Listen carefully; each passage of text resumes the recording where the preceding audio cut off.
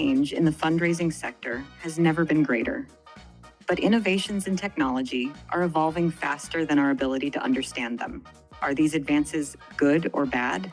Do they have unintended consequences? And what is the application to the global fundraising sector?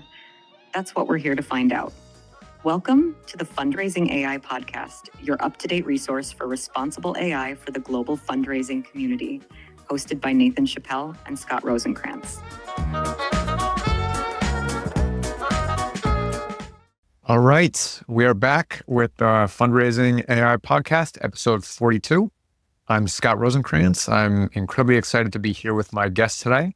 We have Subha Vadlamannati from Open NLP Labs. Just an absolutely incredible individual doing so much in a very short period of time while still active as a student at Stanford University. So really excited to talk about all the wonderful work she's done, what her motivation is, and what she sees for AI, her organizations in the future, and the important work of ethical AI. So we'll jump right in. Subha, thanks so much for joining today. We're, again, very happy to have you. For those who don't know you, why don't you just give a little bit background of yourself and the organizations you work at? Sure. Yeah, of course. So hi, everyone. Thank you so much for this opportunity. I'm really glad to be included on this podcast. I'm Subha. I'm a current student at Stanford, planning on majoring in computer science, and I'm also the founder and CEO of Open NLP Labs, formerly known as Linguistics Justice League. And we're a nonprofit organization that focuses on bringing research within natural language processing to the real world. Essentially, as Linguistics Justice League, we specifically focused on developing technology solutions for speakers of low resource and marginalized languages. And this summer, we repivoted to be Open NLP Labs.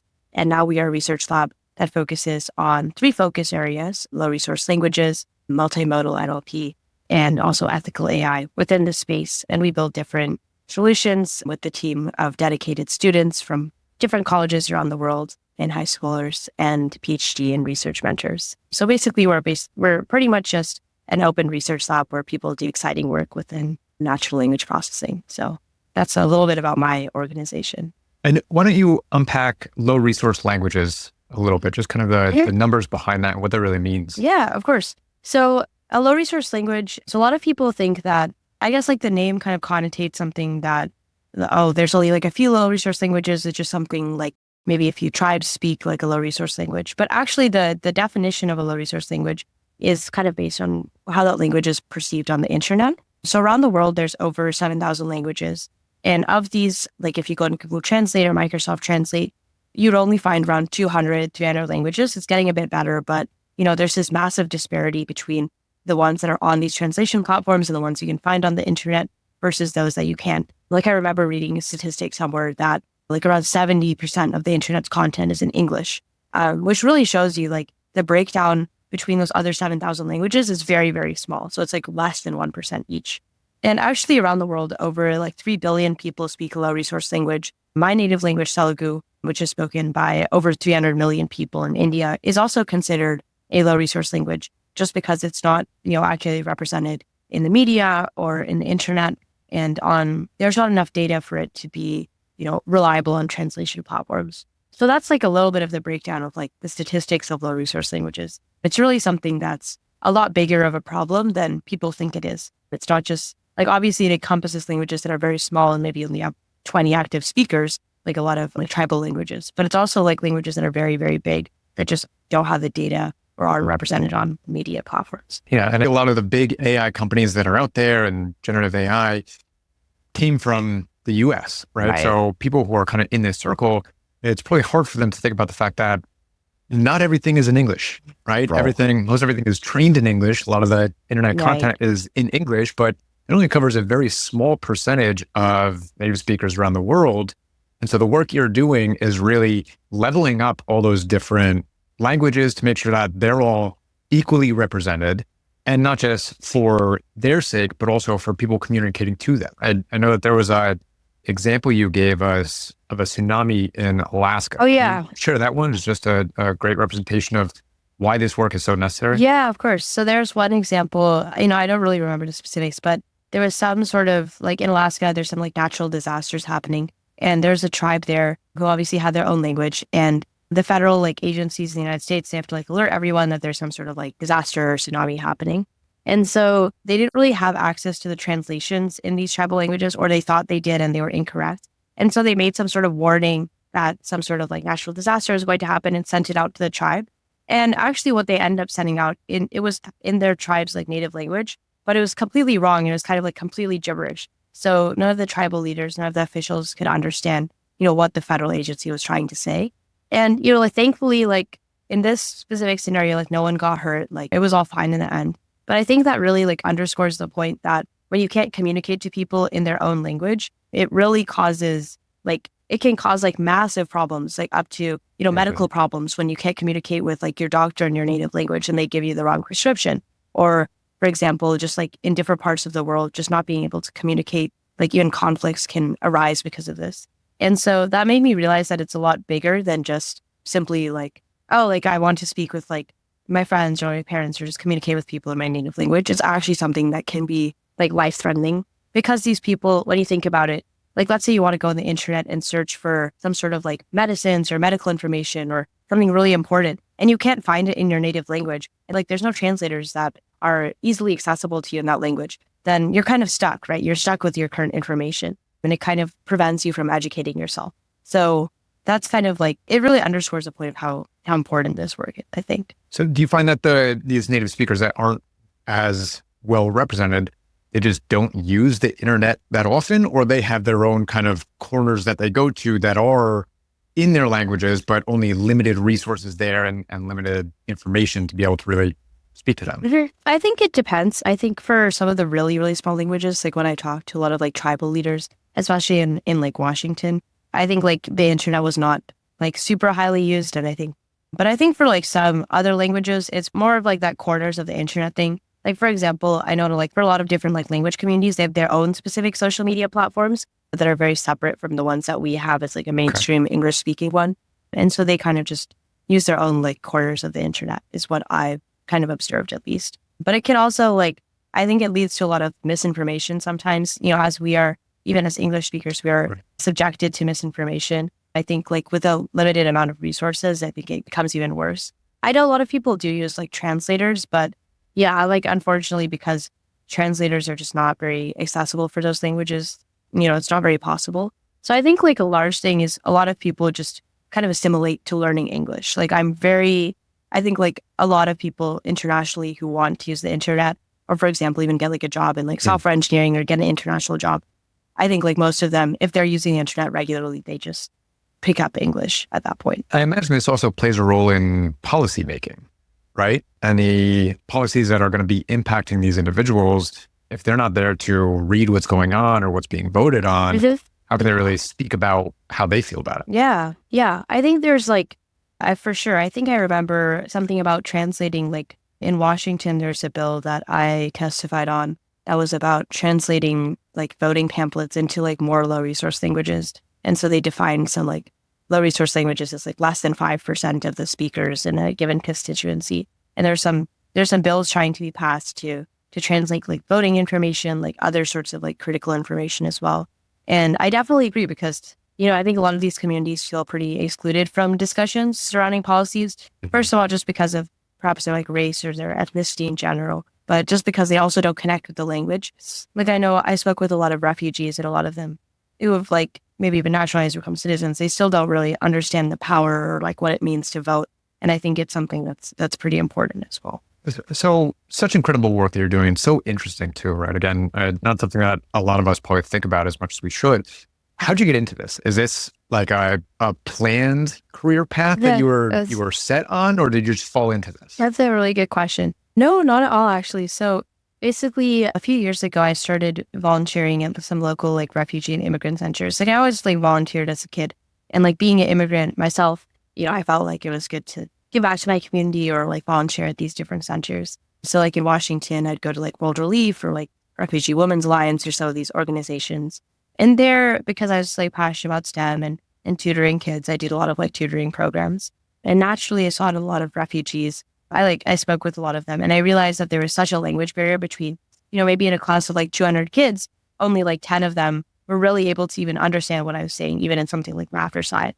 And what was frustrating to me was that these kids were actually like very smart. Like I could tell when they like solved math problems, they actually like knew what they were doing. So like math is like a universal language almost. Like when I saw them doing like math problems, I knew that they like knew what they were doing. They just couldn't communicate it. And so that really made me see the kind of like power of the language barrier. I really didn't experience it that much until then, unless, I was communicating with some people from India. But basically, I kind of realized that. And then I, was like, okay, a lot of these kids like speak Arabic. Why don't I like learn Arabic and I can communicate with them in Arabic and, then we can have our tutoring sessions. And so that was like my initial approach to the problem, although this was a while ago. And so then I tried learning Arabic. I tried speaking with them. And obviously that didn't work as very well because I'm not a very good speaker of Arabic. And I also just learned it for a few months. So that was like not very successful, but I think like the kids appreciated it.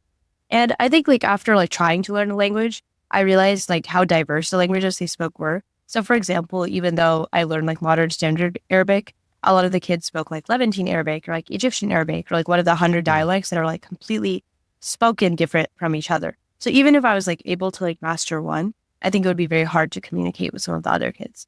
And I also realized that a lot of the kids didn't even speak Arabic. Like the refugees are very diverse. They come from like Ukraine and like Syria, just like different parts of the world. So I realized that, okay, like learning a language, like this is not like a very sustainable solution. So, I went to Google Translate. I was like, can I find these kids' languages? And I couldn't find a lot of them. So like the dialects of Arabic that I mentioned, like Ukrainian wasn't on there at the time, like Pashto, Twi, like a lot of African languages as well. It was very difficult to find them on Google Translate and even more difficult to find like voice translations. Like one thing I realized was a lot of the kids, like especially the younger ones, they're still learning to read. And a lot of their parents were like illiterate, like they had a hard time reading. And so I realized there was just a very large lack of resources in this area. And that's kind of like what motivated me to be like, okay, I should start some initiative or I should at least, try my best to create something that can support these speakers of low resource languages. And that's how like Linguistics Justice League kind of came about back then. That's incredible. So what are the tools? I was playing around on your website and I mean, a lot of different areas that you're covering, but what are some of the tools that you're offering to those that you're servicing? So I think there's like two main things we do. So first, we build a lot of technology platforms for them. For example, we've developed Edu Link, which is a multilingual storybook app in over 108 low resource languages that basically allows kids to read like bilingual content in English and their native language. So it's kind of like a library app for those kids. So we develop different apps. We also develop like a curriculum-based app called Polyglot, which basically allows people to go through structured curriculum in low resource languages and learn English through that. There's a lot of different like ed tech apps we develop. Similarly, we do a lot of like we kind of do a lot of tangentially related like research in these areas. So just like researching in like fairness of AI and like, for example, like debiasing AI. So we did a project this summer related to making images and text like more culturally sensitive. So like how can we change an image that's relevant to a particular part of the world? Like how can we use a machine learning model to make that culturally sensitive for a different part of the world? And then we're planning to integrate that within our storybook app. So we do a lot of like ed tech, like research kind of in that space. And then the other part of what we do is workshops. So about like every week, every other week, we kind of go to these refugee places in person and we host workshops on like a variety of different topics and also get feedback on our apps and products that we develop. So for example, in the past, we've hosted like sexual harassment training or, for example, like getting refugee kids ready for school or like connecting parents with like different resources to make sure their kids aren't being like bullied or harassed. So like helpful resources in these areas. And that we coordinate with the refugee centers directly. So like Refugee Resettlement Office. And through those workshops, we host them for about like an hour or two. And we also do like user testing and user feedback surveys so that we also iterate on our products and make them better. So those are like the two main sectors that we kind of work on. Obviously, there's like a lot in the back end with like partnerships and like collaborations and like other things as well. But like for the refugees, those are the two things we do. I mean, I'm listening to all that you're doing and starting with translating languages for low resource languages is a big enough challenge on its own, I'm sure. Right. But then getting into HR training, sexual harassment training, right? Moving into these ed tech tools. And you're also working on ethical AI. Ethical AI is obviously a hot topic. Everyone's trying to, make sure that they're abiding by ethical regulations, whatever is there, or just moral guidelines that they should be following along with. But Where do you see that going in your work at OpenNLP? Yeah, for sure. I think we see ethical AI is like a very, very important, I guess like it's a core pillar of the work we do. And I think it's really important specifically in the work we do. Specifically, I think a lot of the stuff we do, we're trying to help, right? We're trying to create translations. We're trying to create things that are benefiting people. But often these things have a lot of unintended consequences. So for example, if we get like translations wrong, or, we could repeat the same thing that would happen with the Alaska example, right? So there can be a lot of challenges with the work we're trying to do. Like similarly, when we're changing images to be more culturally sensitive, what crosses that line of being, culturally sensitive to like stereotypical? Because sometimes we saw a lot of the images our models generated were potentially like offensive, or, this is not something that we want to put out there. So ethical AI is like a very, very important thing of what we want to do. I think like one thing we're planning to do this year is start like a reading group on ethical AI to kind of like audit the work that we've done so far and make sure it's like holding up against our guidelines. I think like fundraising AI also has the constitution as well, about like framework, the framework. I think that was something I discussed as well, which was really helpful to our organization. We actually went through that.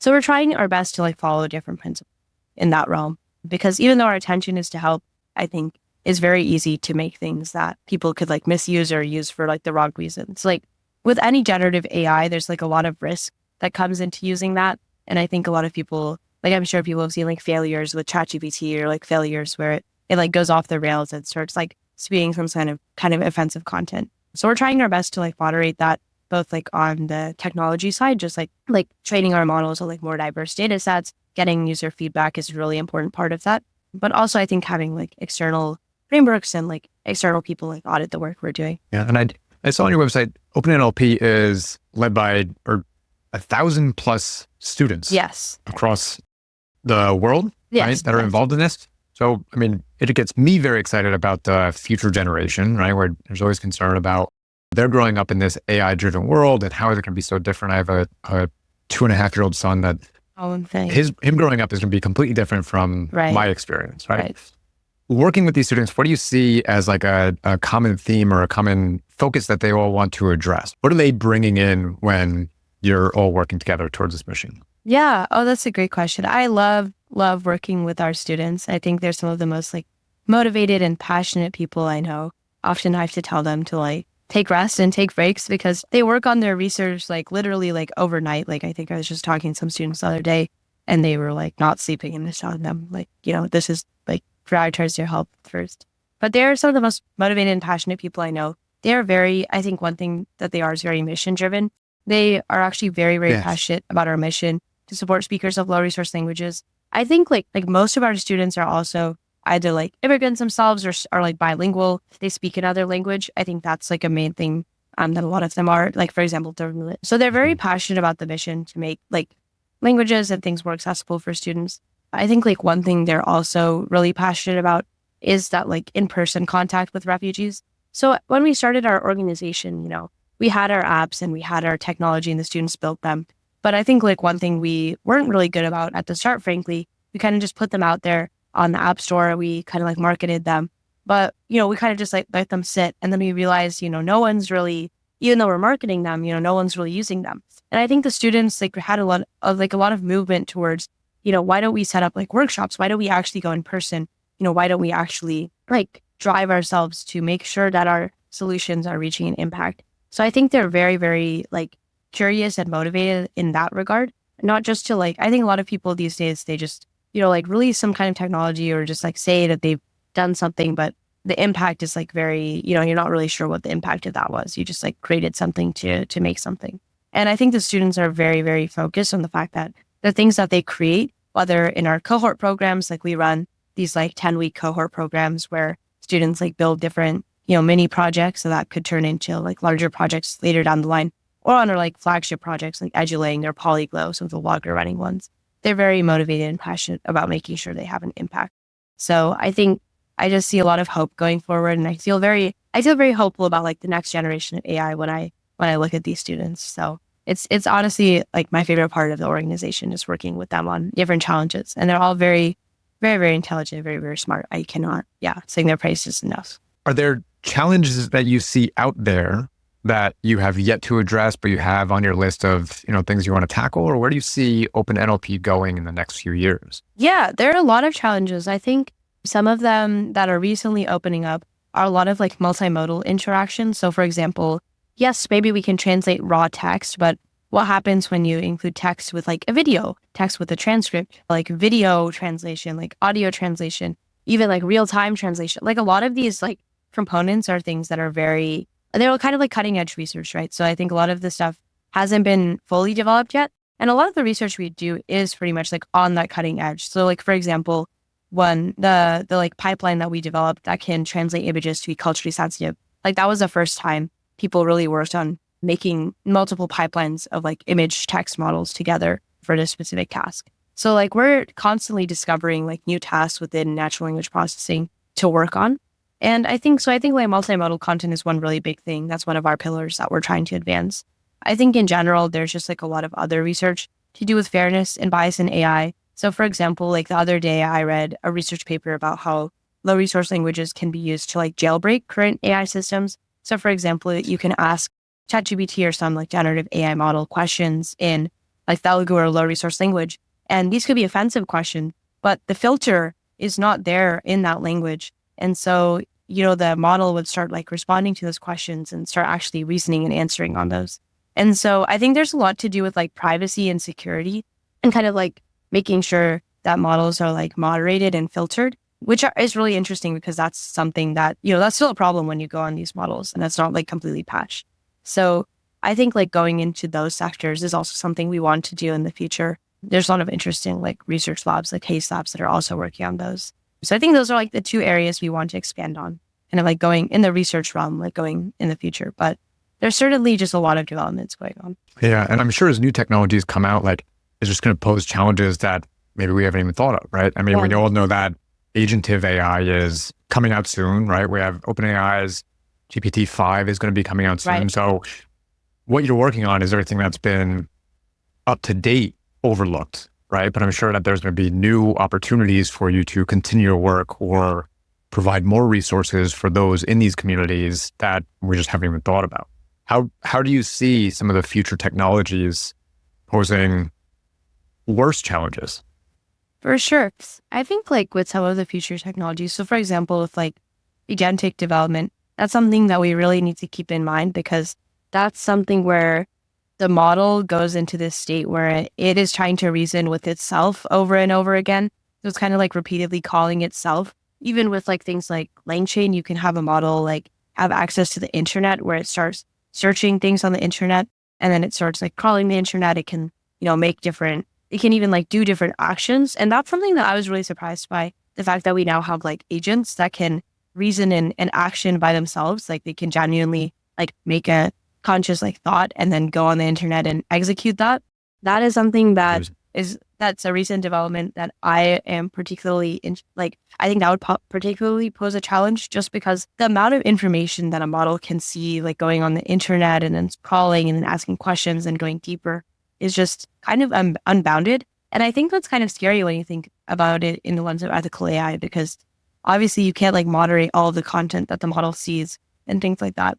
So I think that's like one of the things. I think another big point is like data and making sure that the data that these models are trained on is more diverse and more accurate, especially with like GPT-5 coming on. I'm sure they must have trained it on like a larger data set, a more expansive data set. But because a lot of these companies are like closed source, like you can't really see the data they train on. You can't see the weights and the biases of these models. It's almost like a black box. Like we send our request to the API, it comes back at us. We don't really know what goes on behind the scenes. And because there are very few people who genuinely know what's going on behind the scenes, it honestly creates some problems for like fairness and in that realm, like what kind of data is it even being trained on? So I think like that also poses a challenge to us too. I think as an organization, one thing we're interested in, we did some data collection in the past. Like we have a platform where people can upload recordings and themselves in low resource languages, and people can also like upload text and like other files and things like that.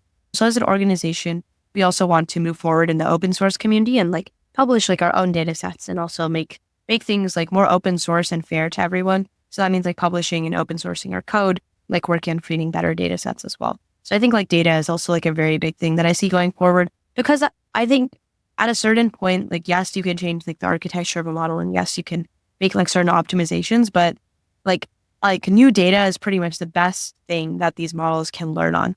And where they source that data can be, that's kind of dubious whether that's ethical or not, or what they're sourcing that from. So I think that's like one thing that a lot of like legislatures and like policy are also working. Right. And I mean, all these for-profit companies are obviously driven by profit, right? And this race to produce new technologies, they can beat out the competition and get market share.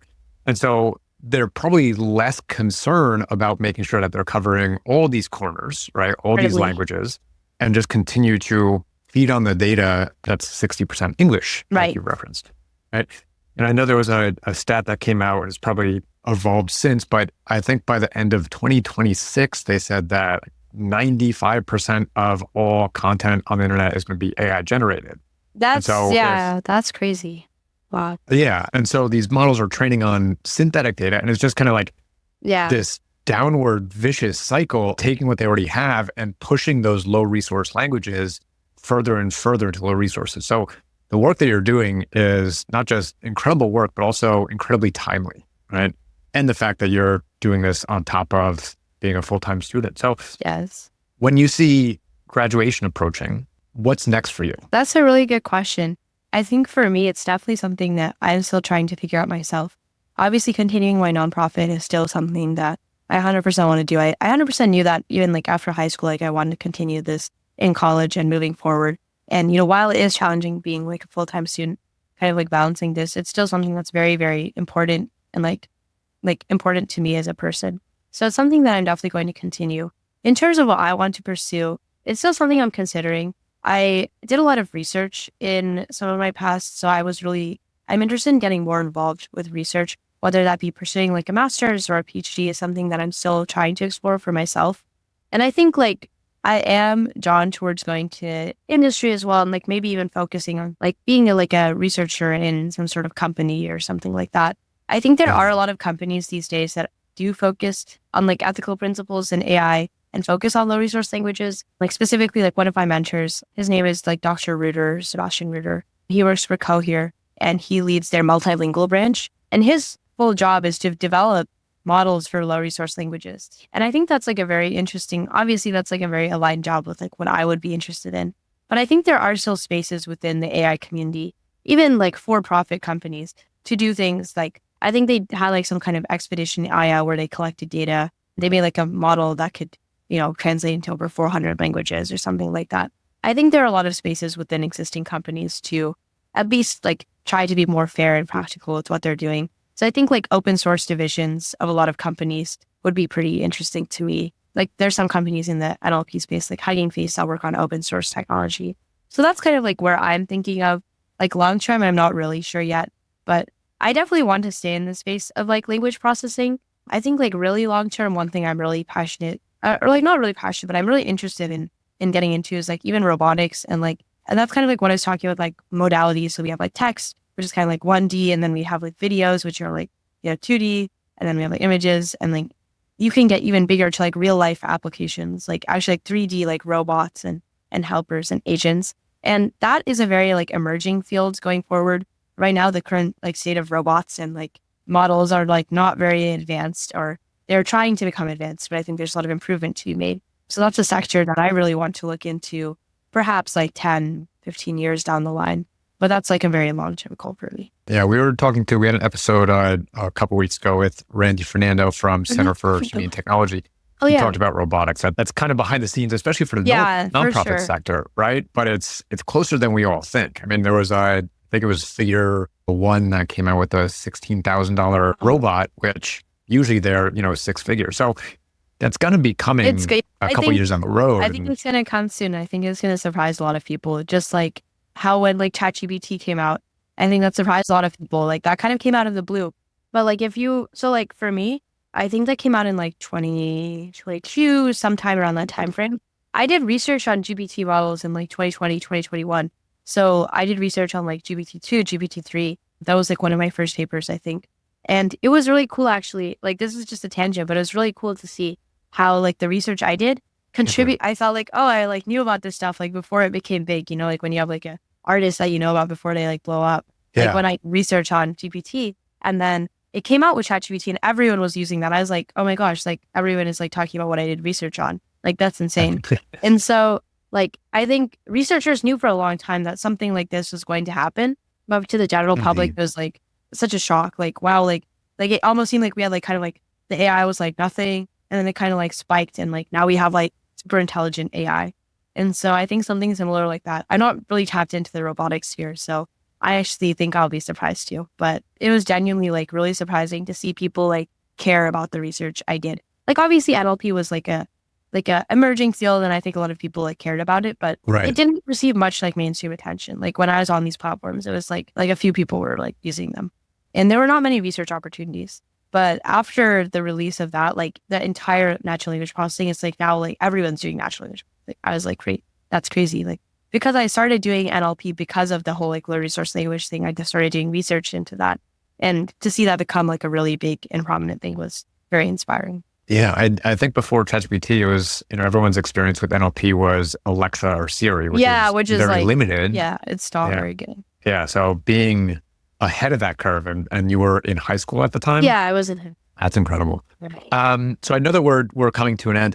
When kind of switching gears a little bit just for this last question, when ChatGPT came out, obviously it changed everyone. And I think nonprofits were not overlooked in that sense, right? Obviously changing the work that we do and how we do our work. You're very invested and involved in this combination of AI and nonprofit work and what you've done in the past and continue to do. What advice would you have for nonprofit leaders on how to utilize AI? If maybe they're just getting started or evaluating or not really know where to go, what suggestions and tips can you provide?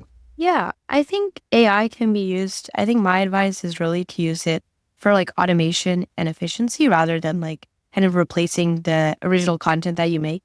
One thing that I see like a lot of nonprofits use is perhaps they like heavily rely on AI for a lot of the things they do, like perhaps for their social media posts or for their mission and things like that. And like what you said, like 95% of the insurance content being like AI generated, it starts to become, people just like start glazing it over. It starts to all read the same. And it really detracts from like the value and the mission that your vision, your proposition that your nonprofit gives.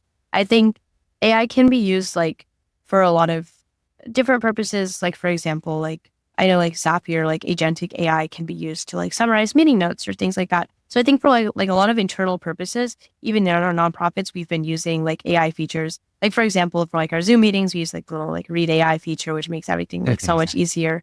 So I think for a lot of like AI should be used for like a lot of internal optimizations, but especially with like external facing clients and external facing organizations, you need to be very clear about what your mission is. And that's not something that like AI can generate or AI can solve for you. And I think a lot of people need to be a little bit more like genuine with like what their mission is and making sure that's coming out properly. So I think like that's kind of my advice, like be genuine about what you're doing.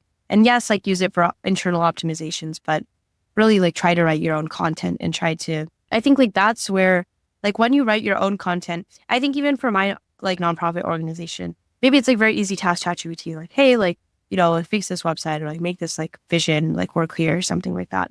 But I think like it's when you have those conversations with your executives and when you deliberate over like the word choices you use and the way that you present yourself, that's really where you grow as a nonprofit. And that's really where you have strength in like what your mission is. Like I remember this summer as we pivoted from Linguistics Justice League to OpenNLP Labs, we had a lot of conversations about like the specific wording of our new mission and the specific way that we were going to present ourselves online. And that's something that AI can definitely come up with, but it's not, if you let someone else do the work for you, it's almost like you're being genuine to your own mission. And so I think that's kind of my advice. And that's kind of the advice I tried to follow this summer when we reread it. Yeah, I love that. Let AI do the things that it can do quicker and easier, but when it's something that's true to who you are, make sure to keep yourself and kind of lean into that. What makes you unique, what sets you on your mission to initiate this nonprofit or join this nonprofit or believe in the mission that they're executing on. Keep that human-centric. Yes. I definitely agree with I love that. All right. Well, Subha, I don't want to take you away from all the wonderful things you're doing. So thank you so much for joining today. Incredibly excited again to watch you as you continue on this journey and all the other achievements that you accomplish.